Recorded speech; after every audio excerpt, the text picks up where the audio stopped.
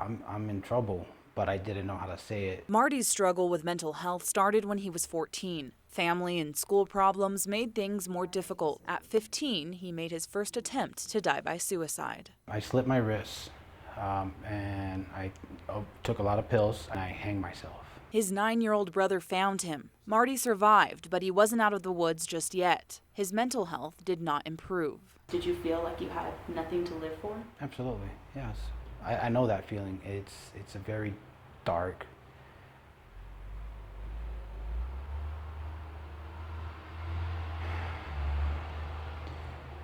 it's hard to put in words when you spiral down and everything around you doesn't matter anymore.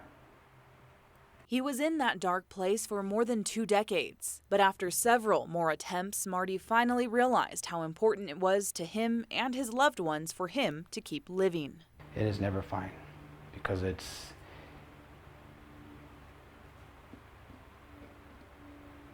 my mom, it's really hard from the family, and I see it now. Unfortunately, many never get out of that dark place. Here at the Crisis Call Center, they had over 62,000 contacts last year alone. This is a crisis. Often, experts say the person struggling just needs someone to listen. You can call us if you're the one in crisis. You can call us if you're a family or a friend who knows someone is in crisis. Be aware if you notice any changes in yourself or a friend, like feeling like a burden, changes in behavior like depression or anxiety, or talking about or making plans for suicide or self-harm. Express your concern to them or seek professional help, like the call center. There is hope for you. This is all preventable. You can get better. Someone's always out there willing to hear you out. For Marty, his family was there when he needed it most. And every day, he's grateful he now gets to see his baby girl grow up. Making happy memories is what keeps me going. There's always a light at the end of the tunnel, and I see it. So that hurts really bad. I've had to kind of bandage that up. Annika Kearns is on her road to recovery after a fun photo shoot took a turn for the worst. It just came so fast. Annika was with some friends near the train tracks taking pictures for her dog, Buster's Instagram page. We heard a train coming around the corner and it honked at us, so we all got out of the way, including the dog. But when it came closer, a second honk startled Buster. He bolted onto the tracks. Instinctively, Annika rushed to save the pooch's life. Just minutes later, a train coming down these tracks hit her, breaking her pelvis into 7 pieces, puncturing both of her lungs, ripping the abdominal muscle off of the bones, and fracturing her vertebrae. It's a miracle she survived. Everybody just keeps telling me, you should have been cut in half, you should be dead. Even the train engineers said you should be in pieces. Her boyfriend says she was thrown about 10 feet from the tracks. It hit me so hard, my pants ripped open. I was just laying in the snow thinking, I'm gonna die, my dog is dead. But another miracle, Buster managed to survive by ducking underneath a moving train between the tracks until it stopped. Annika blacked out for less than a minute, came to, and immediately called her mom. I said, Mom, don't freak out, I'm okay, but I just got hit by a train. Annika had emergency surgery on her pelvis that night. Doctors say the hairline vertebrae fracture will heal on its own. Looking back, she says it wasn't luck that saved her life, but her guardian angels, her grandparents. And I just kept feeling like they were there and like they had saved my life. So that was what I thought about a lot. She's back at home tonight recovering, but it'll be about 2 months until she can fully walk on her own again. Now she has some advice for anyone who has a train track photo shoot on their minds. I know people think it's such a cute picture, but it's so not worth it. In the meantime, words of support on Buster's Instagram, where she shared her recovery, have kept her spirits up. He's gained quite a few followers from this. Covering the story, Elizabeth Olveda, Channel 2 News. We went into town, saw the fire, and came back. They wouldn't let us get within a half mile of our house. Guy and Linda are just 2 of hundreds of residents evacuated from their homes today. They were out of town when the fire broke out and were devastated to learn they could not get to their animals, their medications, and feared they would end up without a home. We're just gonna hope for the best and hope that our house is saved.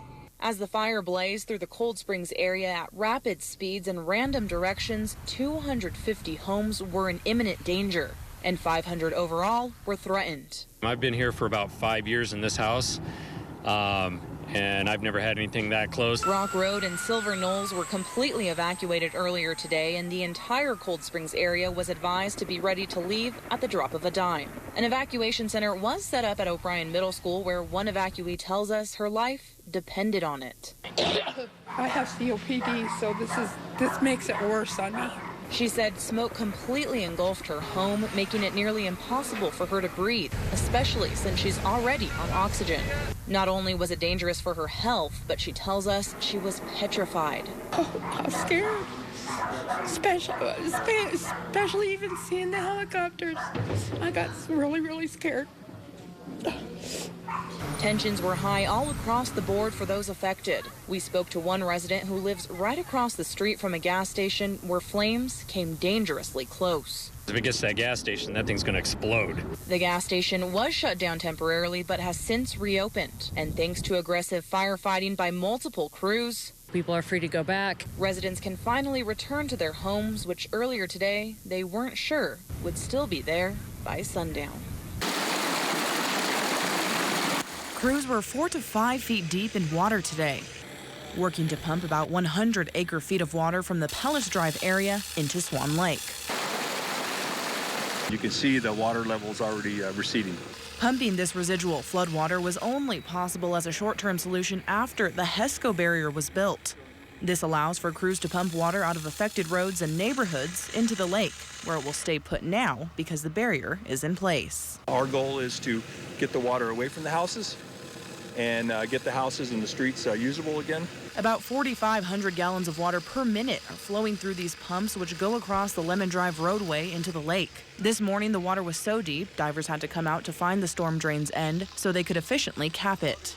They put plywood and plastic and sandbags over it, so that is to keep the water from running back. The process is a trial and error method, as the entire situation is unprecedented, but officials have high hopes. One main point of concern, however, is next week's forecasted rainfall. It could come down here, and that would be additional water that we'll have to pump, and that's additional water that's going to go in the lake. Pumps will be in effect with crews on site 24 hours a day. And once the HESCO barrier is completed around the lake, there will be about 5 or 6 main pumping stations overall. And for the homes that the HESCO barrier unfortunately cannot protect, crews will be sandbagging those homes in case water levels do rise again.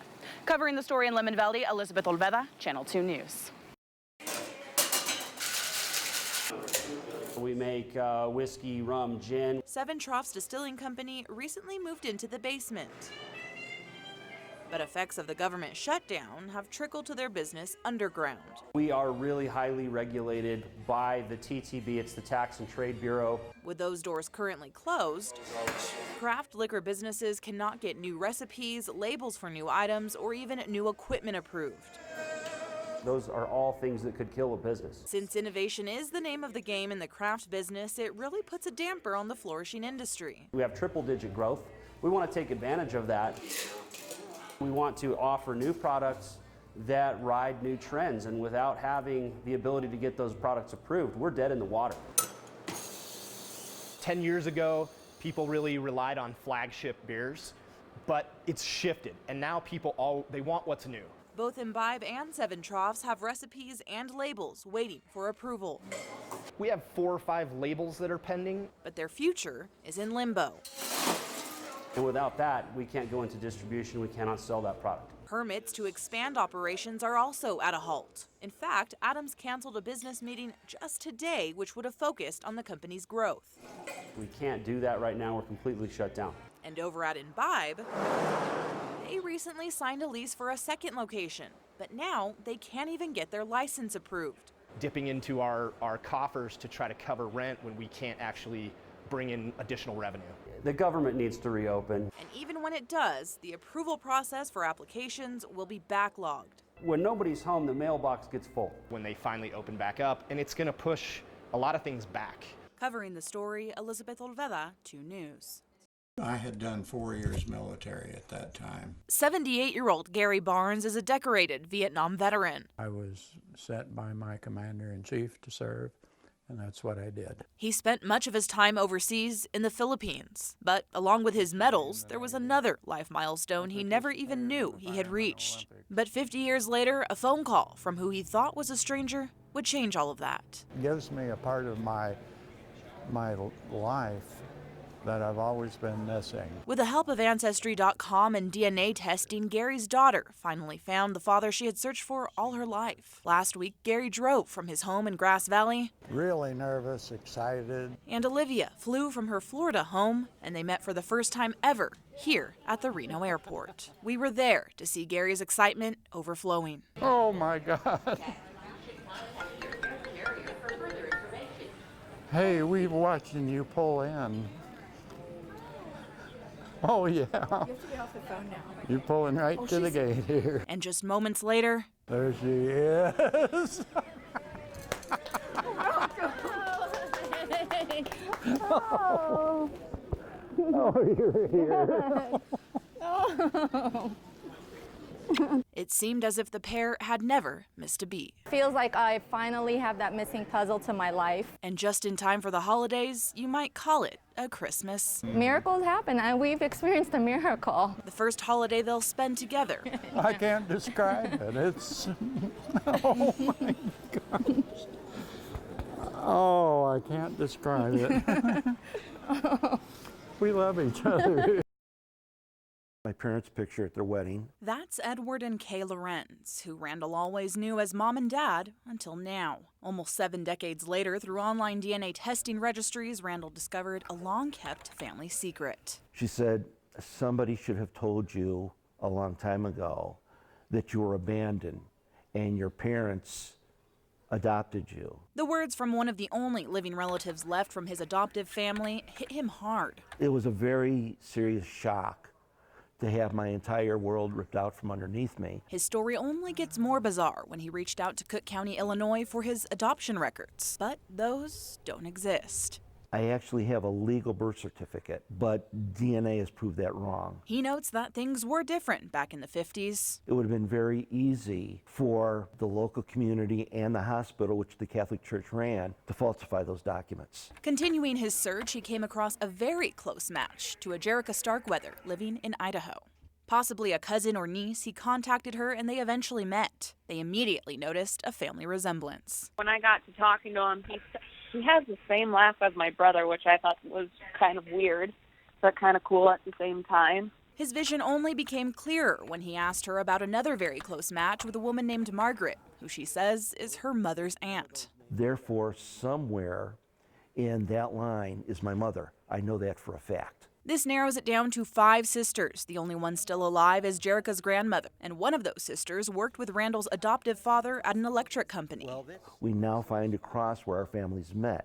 Now it's a matter of trying to uncover what actually happened during that time. Jerica's 86-year-old grandmother has yet to take a DNA test, but Randall remains hopeful. I think down the road she will. You know, I'm sure it's a shock for her to realize this went on somewhere in her family. As for now, we just plan on getting to know each other and become more of a family. Let's go, big guy.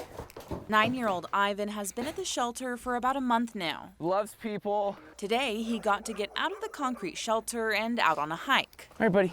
It's all part of the joint effort between the Nevada Humane Society and Adventure Pet to fast-track adoptions by showing the pups true colors. It's hard to determine what a dog's personality is like when you're just looking at it behind a cage. Barking or jumping at the fence at the Humane Society, and it just doesn't show well for them, when in most cases, that's not even their true personality. First, the dog's behavior is tested at the shelter. Oh, look at you guys. Eligible pups get to go out on adventures on Friday mornings. An employee that comes over and picks up a dog and then takes them out on their own excursion. So this way, owners can see the dogs out in nature having a good time. They're free to frolic and roam as they please, but with a GPS collar for safety. Yeah, this is the route we walked today with Ivan. The team snaps photos and videos like these.